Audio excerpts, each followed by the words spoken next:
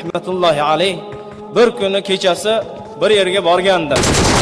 Kechasi turib, bir yerda uxlab, kechasi turib bir yerga chiqdim. Hojatim bor edi, ishim bor edi, bir yerga chiqdim. Chiqib qarasam, men ertaman bo'lib qoldi deb o'yladim. U paytda soatlar yo'q. Keyin qarasam kechasi ekan. Keyin bitta devorda oldiga kelib o'tirdim deydi. Devorga suyanib o'tirsam, devorda orqasidan bitta so'zni eshitdim. Bi izzatika va jalalik. Ey Robbim, seni izzating bilan, seni ulug'liging bilan qasam ichaman. Ey Robbim, men gunoh ishlarni qilayotganda senga qarshi chiqib qilganim yo'q, ey Robbim.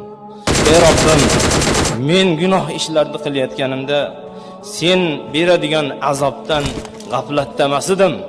Ey Robbim, men gunoh ishlarni qilayotganimda azob bersa berarsin deb qilganim yo'q. Ey Parvardigorim, seni ko'rib turishligingdan men g'aflatdamas edim. Sen ko'rib turguvchi zotsan, lekin gunoh ish qilishlikka nafsim obordi. Meni badbaxtligim men mashinga undadi. Yomon gunoh ishlarni qilishlikka meni undadi. Ey Robbim, gunoh ish qilib qo'ydim. Lekin sen meni gunohlarim bekitganing meni aldab qo'ydi, mag'rurlantirib qo'ydi. Fal'an min azabika man yastanqizuni. Endi sen azobingdan meni kim qutqaradi? Agar mendan o'zingni arqoningni uzib qo'yadigan bo'lsang, kim arqonini ushlayman? Va sawatah min ayyamin ma'dad fil ma'asi. Gunoh ishlarda o'tgan kunlarim qurib ketsin. Dedi keyin va ya vayli, holimga voy bo'lsin. Kam atubu va kam a'ud. Qancha gunoh qilaman, yana qaytaman. Qancha tavba qilaman, yana gunohga qaytaman. Holimga voy bo'lsin deb duo qilib turganini Mansur ibn Ammar eshitdi. Eshitdi, bu odam gunoh ishlarni qilib shu yerga kelib turibdi ekan dedi. Mansur ibn Ammar, "A'udhu billahi minash shaytonir rojim. Bismillahir rohmanir rohim. Ya ayyuhallazina amanu qu anfusakum va ahlikum naran waquduha an-nas wal hijara.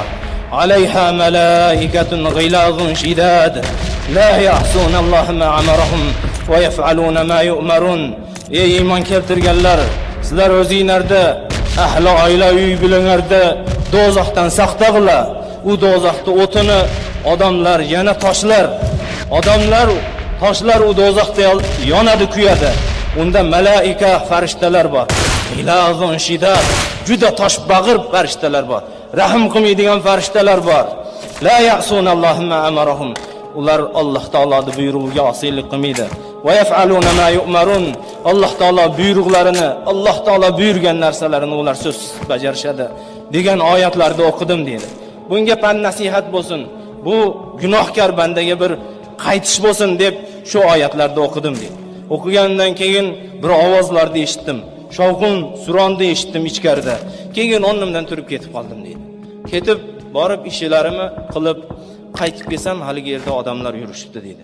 Keyin bitta ayol juda bezovta bo'lganini ko'rdim dedi.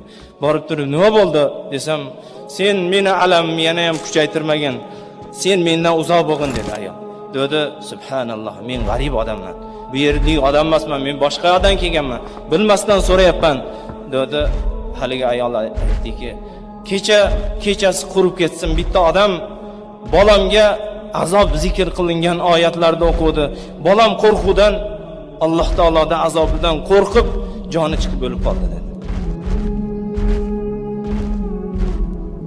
Mansur ibn Ammar